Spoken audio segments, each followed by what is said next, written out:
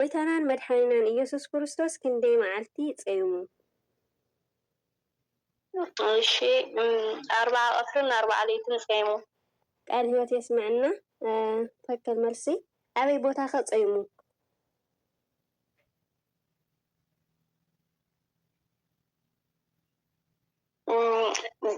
ዝፀመሉ ኣብ ገዳም ቆሮንጦስ እዩ።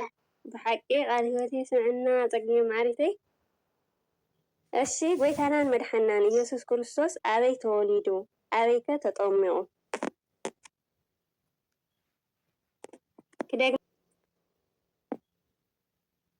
ዝተወለደሉ ቤተልሔም።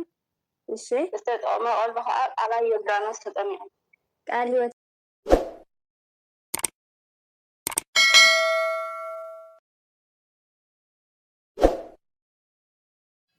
ሰላም ሰላም ናይ ዩቱብ ተኸታተልቲ ከመይ ኣለኹም? ኣነ ሰላም ኣለኹ እግዚአብሔር ይመስገን። በቢ ዘለኹምዎ ሰላምኩም ብዙሕ ትርፊ የለለይ ኩራት ሕይወቴ። ሓደሽቲ ዝኾንኩም ሰብስክራይብ ናገርኩም ቤተሰብ ኩኑ፣ ቤተሰብ ዝኾንኩም ደግሞ ሸር ላይክ ናገርኩም ምትውዓኹም ኣይፈለኒ ኩራት ሕይወቴ። ሎማዓንቲ ሒዘልኩም ዝመፃኹም ደሞ ዝፈትዎ ሓፍተይ ኮይነ መንፈሳዊ ሕቶይ መልሲ እየ ሒዘልኩም መፅየ ማለት እዩ ኩራት ሕይወተይ። ንስኻትኩም ውነይ ምሳና መልሱ ማለት እዩ ለኹለኹም ክሓተኩም እዩ። ንስኻትኩም ለተሳተፉ ንበረከት ማለት እዩ ኩራት ሕይወተይ። ናብኡ ከብለኩም ፀግዬ ከመይ ኒአኺ? ድሕና ዲኺ? ምን ንሪእና? እግዚአብሔር ይመስገን ደሓን እየ። ከመይ ኒአኺ? ሰላም እዩ ኣምላኽ ይመስገን። ፀግዬ ማዕረ እና እስከ ሰላም በልዮም ተኸታተልትና ሞይ ለመደብና ህናቲ ማለት ይኸውረቲ። ሰላም ናይ ዮኒ ዩቱብ ቻናል ተኸታተልቲ ከመይ ኒአኹም? ደሕና ዲኹም? ከመይ ኒአ ቅንያት ፆም ኩሉ ሰላም ድዩ? ኣጓላት ኣሕዋተይ ኸ ስራሕ ከመይ ይገብር ረመዳን? እና ሮዛይን ሕተታተይ ክትምልሲ ኣኺር ክንስል መጻኽ ደሞ የኽብረለይ ማለት እዩ ዘንቤተይ ላብ ሕተታትና ክንሰግር ኢና ተዳሊ ክትምልሲ እና ሮዛይን ተሓት ንሕቶ ከም ፍቃድ ፈጣሪ ክምልስ እየ። እሺ ፀግዬ ከም ፍቃድ ፈጣሪ ክሓተክ እየ ማለት እዩ። በስመ አብ ወወልድ ወመንፈስ ቅዱስ ዋህዶ አምላክ አሜን። በስመ አብ ወወልድ ወመንፈስ ቅዱስ ዋህዶ አምላክ አሜን። በስመ አብ ወወልድ ወመንፈስ ቅዱስ ዋህዶ አምላክ አሜን። ቀዳማይ ሕቶ ዓበይቲ ኣፅዋማት ዝበሃሉ ክንደይ እዮም? ዘርዝር። በስመ አብ ወወልድ ወመንፈስ ቅዱስ ዋህዶ አምላክ አሜን። በስመ አብ ወወልድ ወመንፈስ ቅዱስ ዋህዶ አምላክ አሜን። በስመ አብ ወወልድ ወመንፈስ ቅዱስ ዋህዶ አምላክ አሜን። እሺ ዓበይቲ ኣፅዋማት ዝበሃሉ 7 እዮም። ንሳቶም እውን ቀዳማይ ጾም 40፣ ካልኣይ ጾም ሐዋርያ፣ ሳልሳይ ጾም ፍልሰታ፣ ራብዓይ ጾም ነቢያት፣ ሓምሻይ ስነ ሰዓት ዓርቢ ረቡዕ፣ ጾመ ጋሕድ፣ ሻብዓይ ጾመ ነነዌ ይበሃሉ።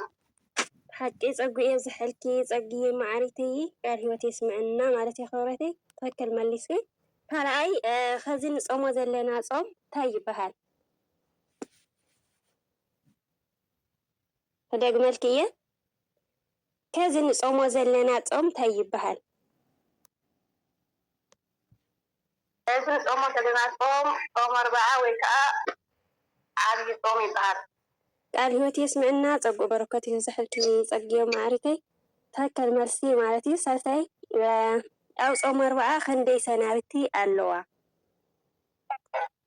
እሺ ኣብ ጾም 40 ክንደይ ሰናብቲ ኣለዋ ንዝበልኽኒ 8 ኣለዋ። ቃል ህይወት የስምዕና ትክክል መልሲ። ራብዓይ ካልአይቲ ሰንበት ከ እንታይ ትበሃል?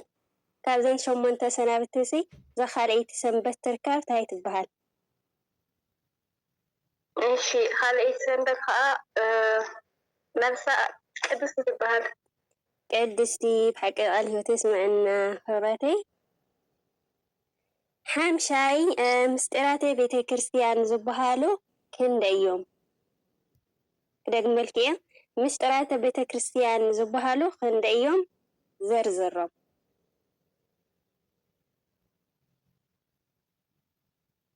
እሺ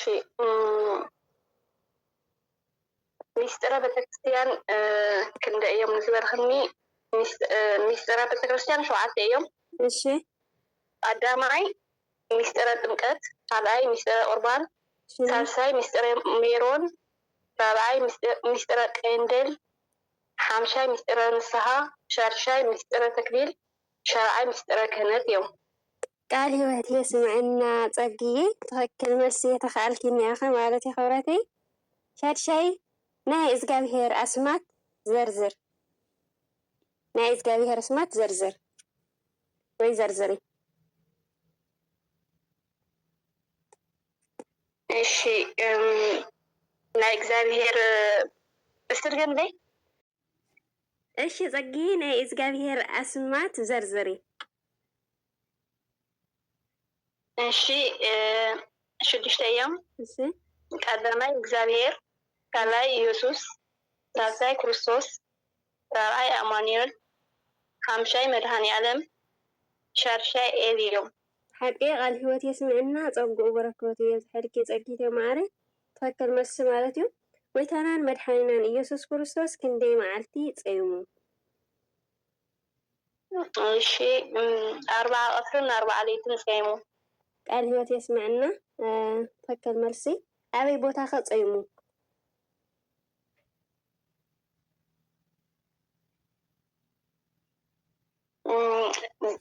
ዝፀመሉ ኣብ ገዳም ቆሮንጦስ እዩ። ብሓቂ ቃል ህይወት የስምዕና ፀጊም ማዕሪተይ። እሺ ጎይታናን መድሓናን ኢየሱስ ክርስቶስ ኣበይ ተወሊዱ? ኣበይ ከ ተጠሚቑ? ክደግመልኪ እየ። ጎይታናን መድሓናን ኢየሱስ ክርስቶስ ኣበይ ተወሊዱ? ኣበይ ከ ተጠሚቑ? ዝተወለደሉ ቤተልሔም። እሺ ዝተጠመቀሉ ከዓ ቃላይ ዮርዳኖስ ተጠሚቑ። ቃል ህይወት የስምዕና ፀጊዬ የተኸኣልኪ ማለት እዩ። ፅቡቅ መልሲ እየ ክትምልስ ኣለኸ። ሻህዚ መን ከጠሚቕዎ? ዮሃንስ መጥመቀ ዮሃንስ መጥምቀ ቅዱስ ዮሃንስ። ብሓቂ ዛናተይ ቃል ህይወት የስምዕና ፀጌ ማዕረ። እቱ ንጎይታ ከም ዝውለድ ዝተነበየ ነቢይ መን ይበሃል? እሺ ነቢ ኢሳያስ ይበሃል። ቃል ህይወት የስምዕና ፀጉኡ በረከቱ የዝሕልኪ። እሺ ጎይታ ኣብ ቤተልሔም ከም ዝውለድ ዝተነበየ ኣቦ መን ይበሃል? ኣቦና ነቢ ሚልክያስ ይበሃል። ብሓቂ ትክክል መልሲ ኣለካ ሻህዚ ማለት እዩ ፀጊዬ። ጎይታናን መድሓናን ኢየሱስ ክርስቶስ ምስ ተወለደ መላእኽቲ እንታይ ኢሎም ዘሚሮም? ክደግመልኪ እየ። ጎይታናን መድሓኒናን ኢየሱስ ክርስቶስ ምስ ተወለደ መላእኽቲ እንታይ ኢሎም ዘሚሮም? እዚኣስ ካብ ኣሕዋተይ መልሲ ክመሃር። እሺ ክምልሰልኪ እየ። ክብሪ ንኣምላኽ ኣብ ላዕሊ ሰላም ከዓ ኣብ ምድሪ ኣብ መንጎ እቶም ስምረት ኣምላኽ ዘለዎም ሰባት እናበሉ ንኣምላኽ ኣመስገኑ። እሺ ጎይታ ምስ ተወለደ ሰብኣ ሰገል ዕጣን ካርበ ወርቅን ከም ዘምፅሉ ዝተነበየ ኣቦ መን ይበሃል? ኣቦና ቅዱስ ዳዊት ይበሃል። ቃል ህይወት የስምዕና ፀጉኡ በረከቱ የዝሕልኪ። ትክክል መሊስኪ ማለት እዩ። እሺ ኣብ ግዜ ልደት ናይ ጎይታ ሓደ ኮኸብ በይኑ ወፂኡ ነይሩ። እዚ ኮኸብ መን እዩ ሽሙ? ኩርዮን ይበሃል። ኩርዮን ብሓቂ ፀጉኡ የዝሓልኪ ሕብረተይ። ሊቀ ነቢያት ሙሴ ምስ ጓል ፈርዖን ክንደይ ዓመት ገበረ? እሺ 40 ዓመት ገበረ።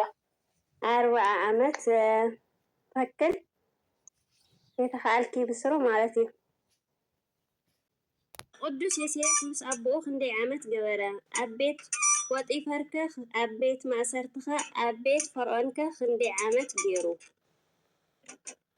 ደግመልኪ እየ። ቅዱስ ዮሴፍ ምስ ኣቦኡ ክንደይ ዓመት ገይሩ? ኣብ ቤት ጶጢፈር ከ ክንደይ ዓመት? ኣብ ቤት ማእሰርቲ ኸ ክንደይ? ኣብ ቤት ፈርዖን ከ ክንደይ ዓመት ገይሩ?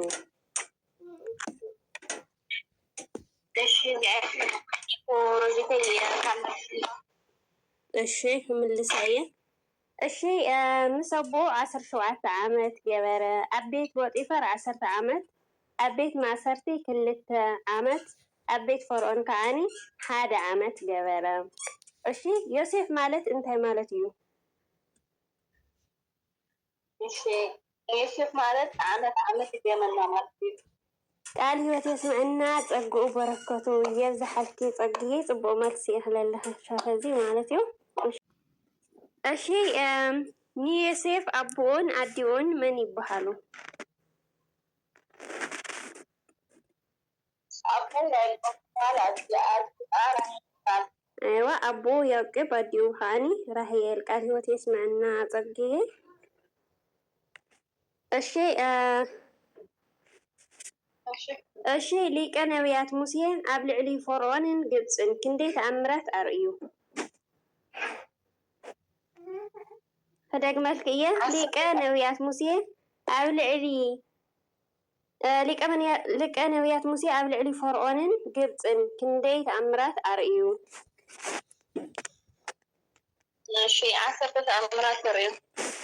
ቃል ህይወት የስምዕና ክብረተይ ትኽክል መልሲ ኢኺ መሊስ ክሻፈዚ ማለት እዩ። ፀቡቑ በረኮት የብዛሕልኪ ክብረተይ ልነጠበን ጎደለን ዝኣተቱ ጉሃን መላእኽቲ ይተኣረመና። ስብሐት ለእግዚአብሔር ወለወላዲቱ ድንግል ወለመስቀሉ ክቡር አሜን።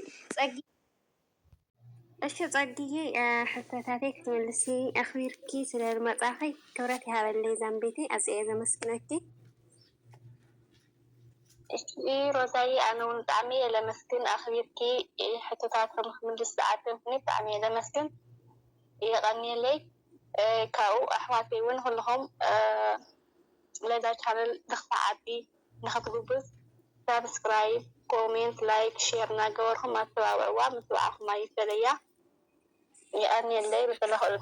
ብለለኹም ከዓ ሰላምኩም ብዙሕ ትርፍ ይበለለይ ዝመሓተይ ማዕረይ የሕረን ዘይጸግዋ ማዕረይ። እሺ ኩራት ሕወቲ ናሎማዕንቲ ትሕዝተይ ነዚኣ ትመስል ነይሮ ማለት እዩ። ሓቢርኩምና ስለ ጸናሕኩም ደሞ ካብ ልቢ እየ ዘመስግን። ኣብ ቀጻሊ ካልኣይ ክፋል ሒዝናልኩም ክንመጽእ ኢና። ሃናፂ ዘበለ ርእይቶ ደሞ ኣብ ቦታኹም ተቐምጡለይ ነቲ ናይ ሃናፂ ርእይቶ ካብ ልቢ እየ ዘመስግን። ካብኡ ደሞ ናጸጋ ሓፍትና ዩቱብ ቻነል ደሞ ከፊታ ኣላ ማለት እዩ። ሊንክ ኣቐምጠልኩም እየ ታሕቲ ኣቲኹም ሰብስክራይብ ግበሩላ ማለት እዩ። ኩራት ሕወተይ ጀማሪት እያ ዘላ ካብኡ ደሞ ሓቢርና ንዕበ ማለት እዩ። ኩራት ሕወተይ ንሳ ደሞ ለኣኻቶም ይጠቅም የዘናግዕ ይምህር ዝወለቶ ሒዛትልኩም ክትመጽእ እያ። ስለዚ ሰብስክራይብ ግበሩላ ማለት እዩ። ኩራት ሕወተይ ብኻሊእ መደብ ክሻብ ልመጸኩም ሸር ላይክ ናገርኩም ናታትኩም ምትብባዕ ኣይፈለየኒ ማለት እዩ። ኩራተይ ክሻውሱ ባይ ባይ ድሕንቅን እዩ።